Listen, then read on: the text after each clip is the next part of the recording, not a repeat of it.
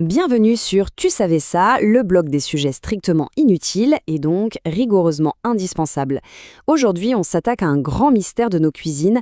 Pourquoi la banane est-elle, disons, une si mauvaise fréquentation pour les autres fruits de la corbeille? Allez, on a tous vécu ça. On achète un avocat dur comme de la pierre, on le pose à côté d'une banane et hop, le lendemain il est parfait. Et à l'inverse, parfois, toute la corbeille de fruits semble vieillir d'un coup. Eh bien, ce n'est ni de la magie, ni une coïncidence. Il y a un coupable. On pourrait presque imaginer une guerre secrète dans le compotier. Mais non, la réalité est beaucoup plus simple. Le responsable de tout ça, c'est un seul et même agent qui agit dans l'ombre, ou plutôt en toute discrétion. Et le voici. Le fameux coupable, c'est l'éthylène. Alors rien de chimique ou d'artificiel, hein.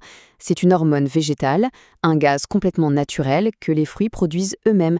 C'est un peu comme un signal qu'ils s'envoient, un message qui dit « Allez les gars, c'est l'heure de mûrir ». Et concrètement, qu'est-ce qu'il fait ce gaz? Eh bien, il organise toute la transformation. D'abord, il s'attaque à l'amidon pour le changer en sucre. C'est ça qui rend le fruit bien doux. Ensuite, il attendrit la chair, la rendant plus fondante. Et pour finir, il s'occupe du look. La peau passe du vert au jaune, au rouge. C'est un vrai relooking complet. Bon, évidemment, ce serait trop simple si tous les fruits réagissaient de la même façon. Dans le monde végétal, il y a des clans, des familles, et tout le monde n'écoute pas les mêmes ordres. En gros, il y a deux équipes. Voilà la grande division.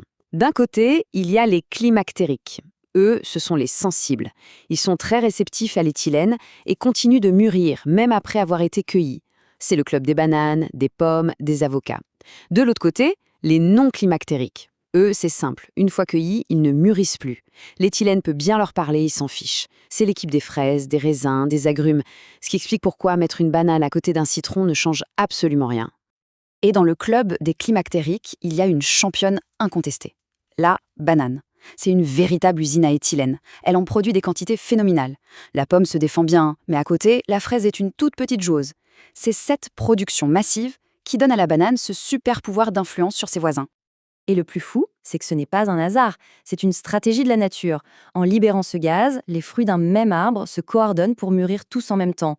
L'objectif, devenir un immense buffet super appétissant pour attirer les animaux qui vont manger les fruits et disperser les graines plus loin. C'est une véritable conversation chimique, c'est brillant. D'accord, la science, c'est passionnant. Mais maintenant, comment est-ce qu'on se sert de ce savoir pour devenir un maître de la corbeille à fruits? Allez, on passe à la pratique. C'est l'astuce la plus connue et maintenant on sait pourquoi ça marche. On prend un avocat bien dur, on le met dans un sac en papier pour bien concentrer les gaz, on ajoute son arme secrète, une banane ou une pomme, et on ferme. L'éthylène va se mettre au travail et en 24 ou 48 heures, on obtient un avocat parfait. Bien sûr, un grand pouvoir implique de grandes responsabilités. Le problème, c'est que la banane, une fois lancée, ne s'arrête plus. Elle continue de produire de l'éthylène jusqu'à pourrir. Du coup, si on l'oublie, elle peut entraîner tous ses copains climactériques avec elle et transformer une belle corbeille de fruits en compost avant l'heure. Et comme on aime bien donner des munitions pour les prochains repas de famille, voici quelques anecdotes pour épater tout le monde. L'histoire de sa découverte est assez drôle. C'est au 19e siècle qu'on a remarqué que les lampadaires à gaz dans les rues faisaient jaunir les feuilles des arbres. C'était l'éthylène. Aujourd'hui, l'industrie s'en sert pour mûrir les bananes, qui arrivent toutes vertes. Et tenez-vous bien, même la NASA a étudié son utilisation pour gérer les cultures dans l'espace. Allez, quelques dernières infos en vrac. L'odeur sucrée si caractéristique d'un fruit bien mûr, c'est en partie l'éthylène. C'est aussi pour ça que les entrepôts de bananes sont ventilés en permanence, pour éviter que tout n'explose, enfin, que tout ne mûrisse d'un coup. Et pour finir, attention à la pomme, qui est si puissante qu'elle peut même faire fermenter un sac de riz. La question est donc posée. La banane n'est plus seulement un fruit, c'est un outil. Un outil à double tranchant. Alors il faut choisir son camp. Soit on la met en quarantaine pour protéger le reste de la troupe, soit on l'utilise comme allié pour faire mûrir un fruit un peu récalcitrant. Le pouvoir est désormais entre nos mains.